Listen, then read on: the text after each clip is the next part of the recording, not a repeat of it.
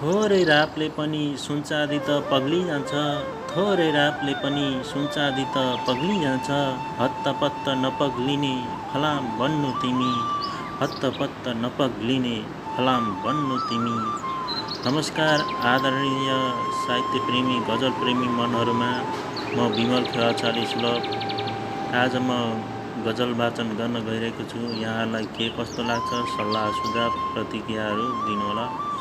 मेरो च्यानललाई सब्सक्राइब गरिदिनुहोला, साथै लाइक कमेन्ट सेयर पनि गरिदिनुहोला। यस गजलका लेखक म आफै हो र गजलका शेरहरू यसरी सुरु हुन्छ। हर कोहीले लिने अमूल्य नाम बन्नु तिमी।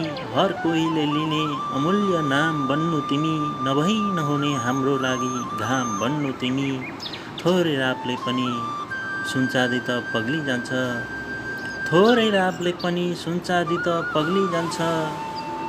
हत्तपत्त नपग्लिने फलाम बन्नु तिमी। नभई नहुने हाम्रो लागि घाम बन्नु तिमी। हर कोहीले लिने अमूल्य नाम बन्नु तिमी। दिन दुखीलाई सेवा गर्नु सच्चा हृदयले।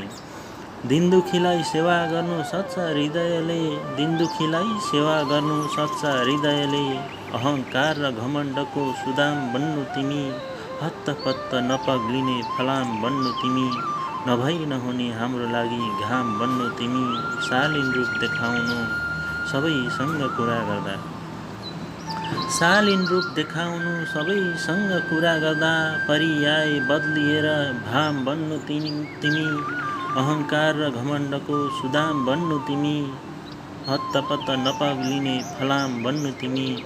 नभई नहुने हाम्रो लागि घाम बन्नु तिमी। उन्नति र प्रगतिको कामना छ सधैँ मेरो।